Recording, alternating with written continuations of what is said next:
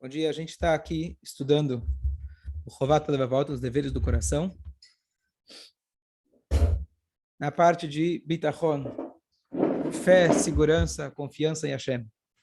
E aqui ele está usando aquela analogia, que hoje, Bezrat Hashem, a gente vai concluir, espero, vamos ver, entre o alquimista e uma pessoa que acredita em Hashem. O alquimista é um modelo que ele usa, que na época dele se acreditava que ele tinha a capacidade de transformar o cobre em ouro, prata em ouro, que seria o modelo máximo do cara de maior sucesso.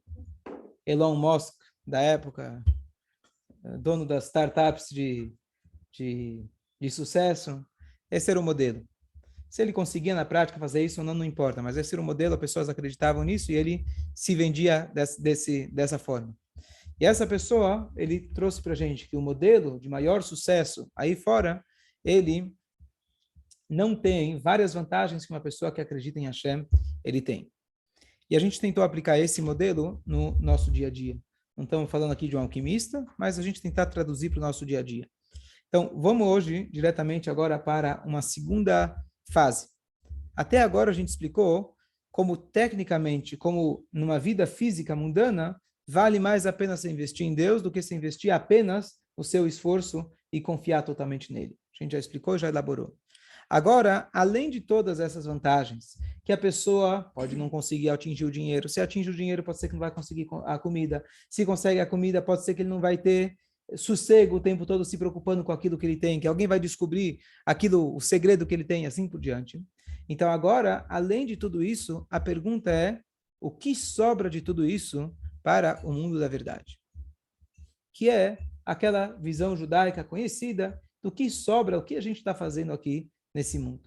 Então, vamos dizer que realmente a pessoa até teve sucesso, conseguiu comprar comida, até conseguiu se aposentar e está numa ilha tranquila, agora já vendi a minha empresa, ninguém mais precisa descobrir o meu segredo, eu estou seguro, pessoas, supostamente eu tenho aquela ilusão que ela está segura.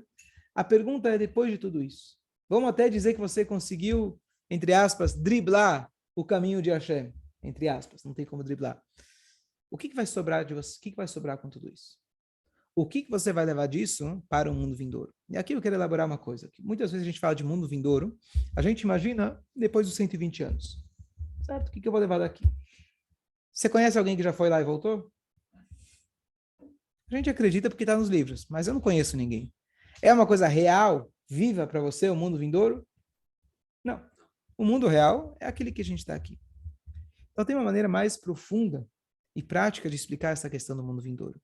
Sim, existe um mundo vindouro e a gente acredita nisso plenamente, está na Torá, está em todos os livros, a gente acredita que vai ter, depois dos nossos 120, vamos para o próximo andar e a gente vai ser julgado pelas nossas atitudes. Sem dúvida nenhuma, isso faz parte essencial da nossa fé. Mas existe uma maneira mais profunda da gente entender isso e não esperar para os 120. O que significa Olam Abba? Tradução, Olam, mundo, Rabá, o próximo, o que está por vir. Esse Olam Abba é o mundo da verdade. Esse Olam Abba também se refere como Gan Eden, o Jardim do Éden, o lugar onde tudo era maravilhoso, o lugar onde os animais não precisavam se depender um do outro, eles comiam plantas, e assim vai ser quando Mashiach chegar. É um mundo de equilíbrio, é um mundo de tranquilidade, é um mundo onde as coisas funcionam de maneira simbiótica, funcionam de maneira perfeita. Então, muitas vezes, quando a gente está investindo na verdade, no Olam Abba, mais do que a gente ter que se esforçar para acreditar, bom, será que depois de 120 anos eu vou ganhar ou não vou ganhar? Vai ser o quarto presidencial com vista para a praia lá em cima? Ou vai ser um... Então, é difícil a gente ficar imaginando assim. Além do mais, é uma maneira muito egoísta de imaginar e servir a Deus. O que eu vou ganhar em troca? A maneira mais profunda da gente enxergar o Olam Abba é a gente importar o Olam Abba para a nossa vida. Quando ele diz aqui, por exemplo, a pessoa que serve a Deus, ele vai ter garantido para o mundo vindouro. Aquele que serve a si mesmo, fez muito dinheiro, o que ele vai deixar? Vai deixar o dinheiro para os filhos. O que ele vai levar consigo? Daqui você só leva recibos, você não leva cheques. Lá, aqui você só leva recibos. Lá você vai mostrar o quanto você deu, não o quanto você juntou. Mas é um pensamento, às vezes, distante para a gente. E a pessoa pode falar, bom, será que vale a pena ou não vale a pena? É uma maneira muito egoísta de servir a Deus. Quando a gente fala Olam Abba, os livros místicos explicam para a gente pode entender isso de uma maneira mais profunda e real nos dias atuais. Quando eu digo para você que uma pessoa confia em Deus, ele vai ter o que levar para o mundo vindouro, a gente pode também traduzir de maneira mais profunda que ele vai ser capaz de trazer o mundo vindouro para a vida dele aqui. Quando eu digo que o investimento dele aqui, ele está investindo no banco celestial, o que ele, na verdade, está ganhando os juros já aqui na Terra. O que eu quero dizer com isso é que, além de tudo isso, além de todas as vantagens, na questão física, monetária, vale a pena você investir em Deus, vale a pena você não colocar todas as tuas fichas no seu trabalho, além das vantagens que vão ser boas para você no teu próprio sucesso. Saiba que quando você coloca o teu valor, o teu investimento em coisas espirituais, a sua vida vai ser diferente. Não só no mundo vindouro, aquele usa a linguagem mundo vindouro. Você vai ter uma vida com valores diferentes. Então, você pode acumular dinheiro? Acumule. Você pode ter muito dinheiro? Ótimo. Além das vantagens materiais, você vai ter uma vantagem espiritual. Você vai estar vivendo uma vida autêntica e verdadeira.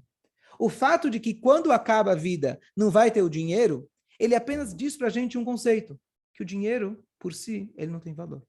Que o dinheiro, ele termina. Você quer investir sua vida inteira em algo que é passageiro? Esse é o conceito. Então, não é apenas pensar, eu vou acumular para o mundo vindouro, fazer mitzvah para ter lá. Se eu fizer dinheiro, eu sou aqui. Tá bom, vamos ver aqui. Amanhã, o de lá, não sei se vai ser, como vai ser. Não conheço ninguém que voltou. A pessoa pode começar a fazer esse tipo de cálculo. Então, eu estou dizendo para a gente, em vez de fazer esse cálculo, é começar a entender que o mundo vindouro eu posso importar para cá. E existem pessoas que estão no mundo material e eles conseguem simultaneamente viver o mundo espiritual. Eu vou te dizer de forma muito simples. Se a pessoa acorda de manhã, ela reza. Se ela acorda de manhã, ela entende que antes da reza ela vai dar uma parte do que ela ganhou para tzedakah.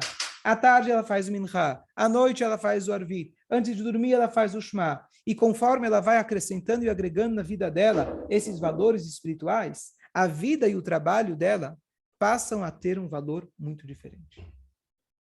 Ele realmente começa a enxergar o trabalho dele como um meio de ajudar pessoas, um meio de poder ser honesto, um meio para poder ajudar o mundo e assim por diante. Isso significa que você já está vivendo no mundo vindouro. Porque se a gente tirar esses óculos, o mundo que a gente enxerga por aí é um mundo que eu luto para aquilo que eu vou ter. Se eu não por mim, quem será por mim? Deixa eu fazer a minha parte, acumular o meu e garantir o meu. Vou tentar ser honesto, vou tentar não pisar em ninguém, mas no final das contas me importo comigo mesmo. Viver o mundo vindouro significa que nós somos capazes de estar nesse mundo. Enquanto estamos aqui, já viver de forma mais elevada. E esse é um nível, além da gente falar da pessoa sentir segura, que isso é uma vantagem, além da pessoa sentir confiança, estar menos estressada, essa é uma maneira plena de você viver. De você conseguir enxergar em cada ato seu, especialmente na sua parnassá, que isso é uma ferramenta de você servir a Deus. Não se sinta culpado por ter que trabalhar. Não se sinta mal, poxa, eu tenho muito... A Torá prevê isso. A Torá, Deus colocou a gente no mundo que a gente precisa trabalhar e depende da pessoa, depende do ramo, trabalhar bastante. Isso foi previsto. Mas se você consegue carregar suas energias a cada dia, com a Torá, com a reza e etc., o seu trabalho vai ser um trabalho a Deus, vai ser uma forma de servir a Deus. E, consequentemente, depois dos 120, você vai ter muita coisa para levar com você. Todo o seu trabalho, todo o seu dinheiro vai junto com você ser levado. Então, a questão do Olam Abba, eu acho que é importante, a gente escuta muitas vezes, né? Investe no mundo vindouro, investe no mundo vindouro. O mundo vindouro pode ser vivido aqui, pelo menos parcialmente. Dúvidas? Sim, o Fala. equilíbrio, aquela velha pergunta, o equilíbrio entre quanto Pergunta muito boa. Como a pessoa vai encontrar o equilíbrio? A pessoa quer estudar mais, mas será que eu devo estudar mais? Será que eu devo abrir mão do meu trabalho? Até que ponto eu vou deixar de trabalhar? Então, tem algumas regras que são básicas iguais para todo mundo. Por exemplo, Shabbat você não vai trabalhar, Yom Tov você não vai trabalhar, Rola Moed está escrito. A própria Halakha descreve, se você vai perder uma venda, vai perder dinheiro, então trabalha. Se você não vai perder, então melhor não trabalhar. E mesmo assim, não é um siman brachá. O que você vai trabalhar nesse dia não traz muita bênção. Então, a Torá enxerga, por exemplo, num dia que é mais ou menos, que algumas pessoas vão ter que trabalhar.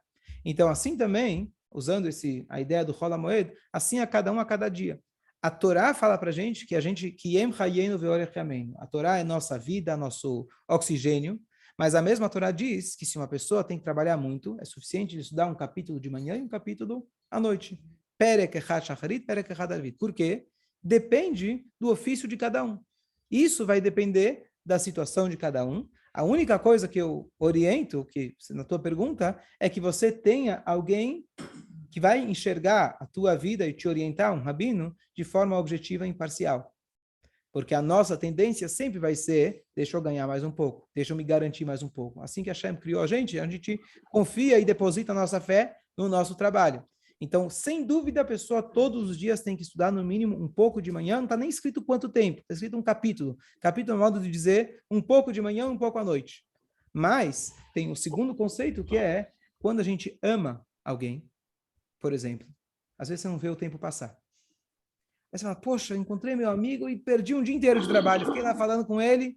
Então, às vezes a gente pode errar, tomara que nosso erro seja, eu acabei estudando demais, passei do meu limite, não se preocupa que vai ser recompensado por isso, senão vai perder por isso. Essa é a ideia. Então, a gente não ter o medo, puxa, exagerei.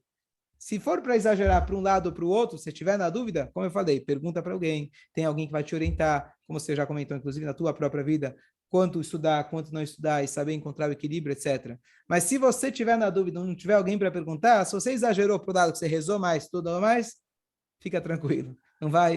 Posso levantar um... Pode. Esse passo só... Mordecai, se você... mais um ponto importante, ele está perguntando o que significa esse capítulo. Não consta, que eu saiba, em nenhum lugar, é uma questão de tempo. Quanto tempo é esse capítulo? Eu acredito que justamente por isso que, para alguns pode ser alguns minutos, para alguns pode ser alguma hora, algumas horas, e outros vão poder estudar o dia inteiro. Então, exatamente essa ideia de falar o capítulo, não falar o tempo, é uma forma de dizer que você tem que ter algo fixo que você não muda nunca. Então, por exemplo, isso que a gente tem o shur todo dia, depois da Shacharit, antes do Mincha, ou você pode fazer depois de Arvit, agora tem que Gemara depois de Arvit. A ideia é que você tem algo fixo e você não muda nunca. A Halakha até fala, o que eu faço se eu tenho alguma coisa que não dá? Tenta não mudar. E se por algum acaso você precisou quebrar aquilo, vai logo, quanto antes, vai lá e repõe aquele tempo. Então, a ideia é que tenha aquilo chamado kviut, algo fixo, benefesh, na sua alma.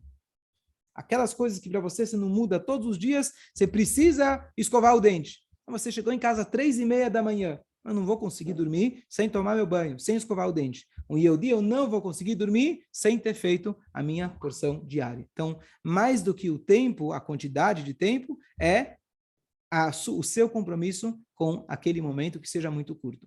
Os nossos sábios, dentro da estrutura da própria reza, já garantiram isso.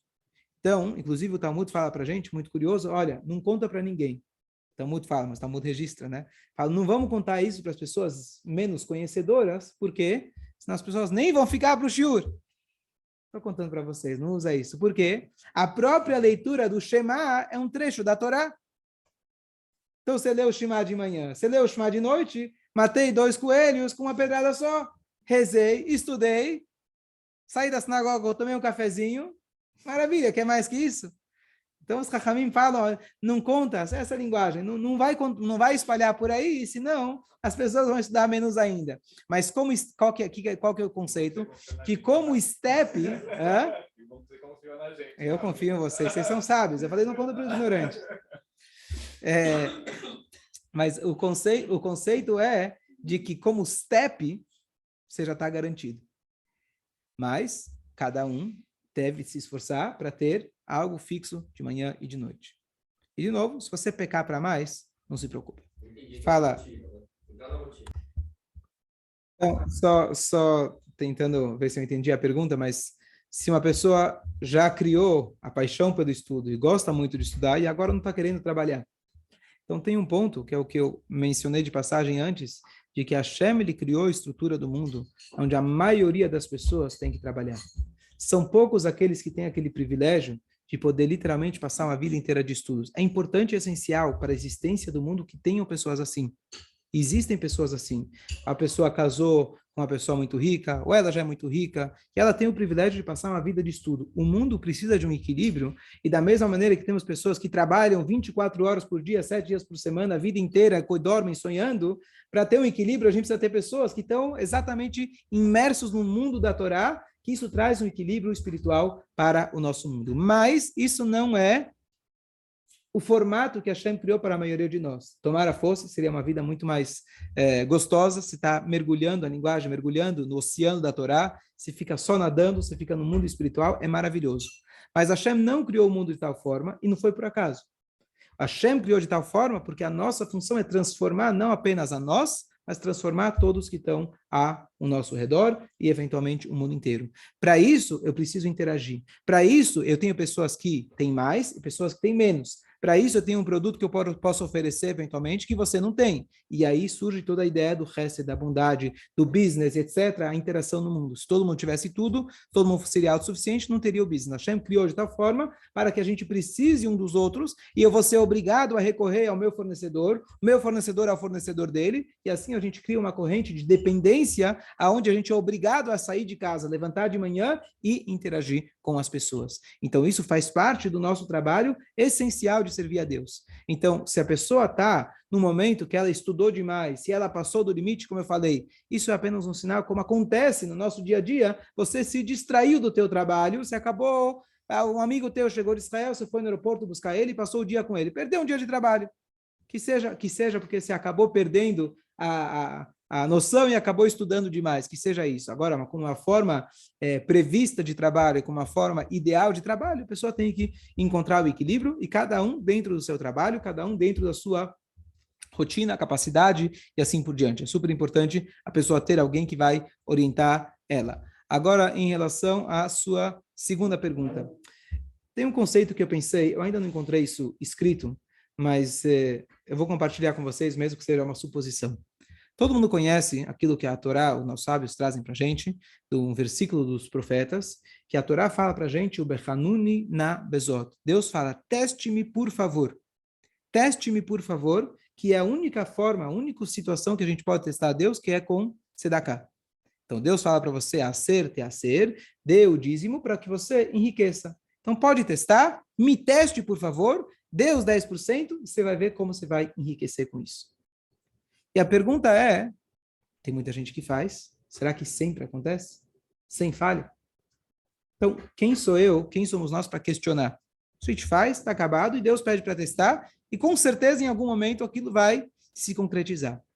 Mas eu tenho uma suposição, um pensamento meu, que talvez esteja correto, eu acredito que sim, vocês me digam o que vocês acham, mas com certeza o que vai agilizar para que isso aconteça é a tua fé nesse mesmo versículo. De você falar, Deus fala, me teste, por favor. E você pensar diariamente, eu estou testando, quem eu estou testando? Deus. E com certeza, ele vai me ajudar. Então, a fé que eu deposito, conforme a fé que eu deposito, assim vai agilizar o resultado de Hashem. Isso a gente fala, Baruch HaGever Asher Iftach B'Hashem, Ve'aya Hashem Iftacho. A gente fala todos os dias no final do Vavetzion. Baruch HaGever, bendito, abençoado, sortudo, é a pessoa que acredita em Hashem, e Hashem será a sua segurança. Parece uma redundância. Bendito é aquele que acredita em Hashem, Hashem será a sua segurança.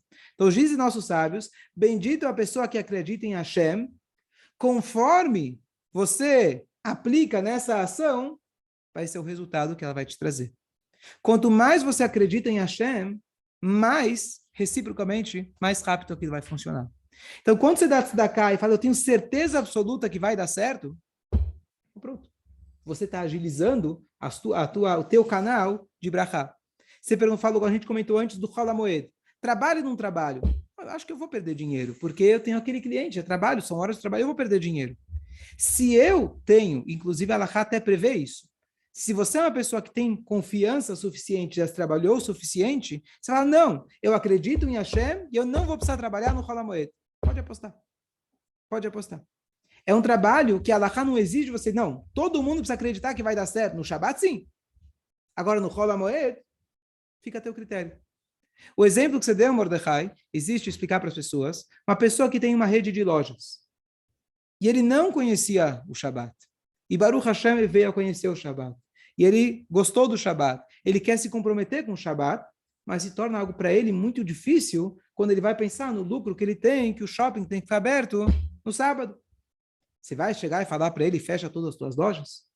Então a Torá enxerga isso. Então existe uma forma que somente é usada quando a pessoa já tinha a loja e está querendo agora entrar para o Shabat. Então você faz um tipo de uma sociedade com um não-judeu para que a pessoa não transgrida essa lei no Shabat. Agora, se a pessoa, Baruch Hashem, já conhecia o Shabat, ou usando o nosso contexto aqui, você já acredita em Hashem, ou vamos dizer até que uma pessoa ele tinha uma rede de lojas, mas ele falou, eu estou no nível que eu acredito em Hashem plenamente, não preciso abrir. Então pode ter certeza que Hashem vai te devolver. Antes de tomar essa decisão, Mordecai, consulta o teu rabino, conversa com ele, se você está nesse nível de fé. Né? Mas a ideia que eu estou querendo dizer é que quanto mais você investe, mais rápido você vai ter o resultado. Então eu trouxe o paralelo que eu falei sobre a tzedakah, que com certeza, porque às vezes a gente fala, olha, eu dei tzedakah e não aconteceu. Então você esqueceu de confiar. Você esqueceu de lembrar daquele passo que Hashem está falando, Hashem está te dizendo, me teste. Não é um Zé Ninguém, não é uma pessoa que depende de vários outros fatores. Lembra disso? Eu dei o dinheiro, então você pede, lembra, confia, e Bezrat Hashem, o quanto antes você vai ter o resultado disso. Então a mesma coisa se perguntou em relação a ter a sociedade com um não-judeu e etc. É previsto para um caso que a pessoa já tinha, mas o que eu quero dizer é, se você não tinha, não abra tuas lojas no Shabat e vá procurar um rabino para fazer. Procura outro business. Mas espera aí, eu tenho o potencial de poder vender em muitas lojas. Não se preocupe, vai fazer de outra forma. Então, a Hashem enxerga, existe essa maleabilidade, vamos chamar assim, dentro da Torá. Algumas coisas que são fixas, não tem como você mudar. Por exemplo, você vai ter que cumprir o Shabat. Tem algumas coisas que a Torá e a Halachá e a lei enxerga, dizer, olha, tem a tua situação, tem o teu nível espiritual, então depende da tua situação e você vai ter que trabalhar menos, trabalhar mais, estudar menos, estudar mais. Poder fazer essa sociedade ou não poder fazer essa sociedade, e assim por diante. Então, o que supera tudo isso é, se você está num nível de fé absoluta, de fé muito forte, então fica tranquilo que você achando jeitinhos, não vai ser a forma, não é isso que vai te garantir. O jeitinho é para você começar. Se você tem mais fé, você não precisa do jeitinho. E Deus vai te mandar de outra forma, você não vai precisar do jeitinho. Certo? E fora, Rabi... Eu sou jornalista. Ótimo, pergunta muito boa. Então, existe um conceito que se chama, um modelo que se chama o modelo Kolel. O que é Kolel? A pessoa pode estudar meio período ou período integral, que é uma pessoa que ele vai dedicar ou uma vida inteira, uma parte da vida dele, estudando o Torá. E como que ele vive? Então, ele vive recebendo ou do próprio Kolel, ou de pessoas de fora, para que ele possa estudar. Então, a pergunta é, teoricamente, ele deveria pagar para poder estudar. E assim funciona. Quando você vai na escola, você paga. Se vai na faculdade, você paga. Porque agora eu vou receber para poder estudar. Então, usar um exemplo que eu preciso, vamos pegar na medicina, por exemplo, eu preciso ter, ou numa guerra, eu preciso ter aqueles que vão para a frente de batalha, eu preciso da retaguarda. Na medicina, eu preciso os médicos e eu preciso dos cientistas. Não tem como um funcionar sem o outro. Então, para que eu possa, estar na frente de batalha, para que eu possa estar atuando como médico, eu preciso ter os cientistas dando para mim o suporte lá atrás. Não tem como cada médico, por exemplo, hoje, sentar e estudar como fazer uma nova vacina.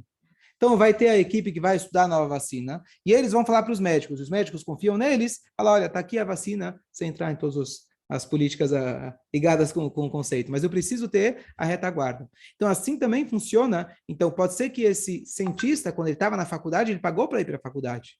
Mas quando ele chegou num nível que usar aqui no Kolel, ele é uma pessoa que está dedicada aos estudos, uma pessoa que está se esforçando para estudar, que aqui para a gente não conta muito quanto ele sabe, mas conta a dedicação para ele para o estudo, que é isso que conta, não é o conhecimento e sim a dedicação, que a gente precisa ter essa retaguarda. Então, chega um momento onde a pessoa precisa de Parnassá, ele se casou, então você fala para ele, olha, Baruch Hashem, você é um cara que estudou, ficou na Yeshiva há tantos anos, você estava muito dedicado, o mundo aí fora não te atrai tanto, você está dedicado à Torá, então nós queremos ter pessoas assim como você. Ponto número 1. Número 2, as pessoas que dão esse dinheiro, lembra a gente aquela sociedade que havia, e assim é chamada, Issachar e Zvulun, os dois irmãos, que um trabalhava, outro estudava, lembrando que quem trabalhava, ele também estudava, mas ele não tinha o tempo e a cabeça de se dedicar tanto quanto o irmão.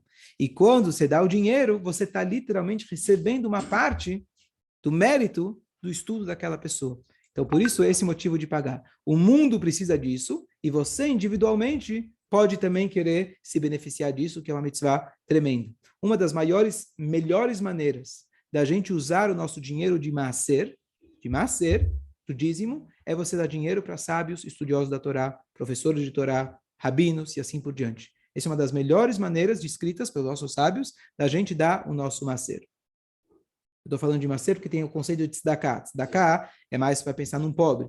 Alguém precisa. São duas coisas independentes. Mas o nosso maaser, quando eu vou tirar o meu dízimo, essa é uma das melhores formas. Então, está aí o motivo. Então, enquanto ele vai estudar, está aprendendo, ele pode pagar, o pai dele pode pagar, ótimo. Mas chega um determinado momento onde ele já precisa da parnassais e a pessoa tem esse potencial, esse desejo, então, em algum, né, depende da pessoa, depende do meio onde ela vive, tem as condições para isso, então ela vai dedicar uma vida com muitos anos, etc. Na Europa antiga era muito, muito comum que os mais ricos, onde o valor da Torá era algo muito, muito forte, não sei se era mais forte que hoje, mas acho que as pessoas davam muito mais valor para o estudo da Torá. Então, era muito comum que o milionário ele chegava para o reitor da Yeshiva e falava, olha, quem aí é o melhor aluno? Dá ele para minha filha e eu garanto 10 anos, eu garanto 20 anos. Esse era o modelo antigo. Hoje, não sei se tem menos milionários ou menos estudiosos. Eu não recebi oferta assim, mas eu tenho um cunhado que ele recebeu ofertas assim. Ele recebeu ofertas. Ele não foi para as ofertas, ele foi, não, de poder estudar por muitos anos, que é uma pessoa muito estudiosa, muito dedicada. Casar com a moça. Então, Ele não topou. ele procurou a esposa, não procurou o sogro. Não, tá bom. No modelo antigo, as pessoas nem, né, não se encontravam. Vamos entrar agora no mérito da questão. Então, era mais uma coisa bem arranjada. Mas a ideia, quer dizer, até hoje existe isso. Eu conheço pessoas que eu tenho outro cunhado que até hoje no colégio em Israel, terminou o rabinato, está fazendo agora, terminando para ser dayan, para ser juiz, que são mais 8 anos de estudo. Então precisa ter alguém com bala para poder ajudar ele. O sogro dele está pagando. Baruch Hashem, pessoa que dá muito valor para isso. Então ele tem essas condições. E ele tem as condições monetárias e ele tem as condições que, por exemplo, eu não me via ficar tantos anos sentado estudando. Eu queria sair para ensinar, queria sair. Depende muito da natureza da pessoa, o quanto ela está pronta para isso. Sim. Então, só para a gente concluir, resumindo a verdade aquilo... Alguém quer perguntar? Não. Então, só para a gente concluir, a ideia é achar o equilíbrio entre o trabalho e o estudo. Cada um deve se consultar. Se a gente exagerar, estudou um pouco mais, não se preocupa, não é pecado, isso é muito bom, faz parte do nosso serviço a Deus. E a gente lembrar de que quando a gente faz esse equilíbrio, quando a gente investe na parte espiritual e a gente enxerga que o nosso trabalho é apenas um canal, a gente consegue importar, adiantar o Olam Haba, o mundo vindouro, aqui para a nossa vida. Esse é o nosso objetivo. Então, não só que a gente leva para lá. Levar para lá é a consequência. Se eu trouxe ele para cá, se eu investi no lugar certo, eu já posso colher os frutos aqui nesse mundo, eu já posso tirar os juros, já posso tirar aqui nesse mundo e começar a viver uma vida mais espiritualizada. E não somente que eu vou estar mais tranquilo, não somente que eu vou estar sentindo mais seguro, porque eu acredito que Deus é o meu norte, Deus é a minha segurança, mas, além disso, eu vou poder viver uma vida com sentido 24 horas por dia. Porque eu enxergo que o meu trabalho é um canal para que eu possa investir naquilo que realmente é o investimento verdadeiro, que é o mundo vindouro. As coisas que são eternas, aqui já, nesse mundo. Certo? Bom dia a todos. Bom dia, Rabino. Bom dia. Quem ia perguntar? Não.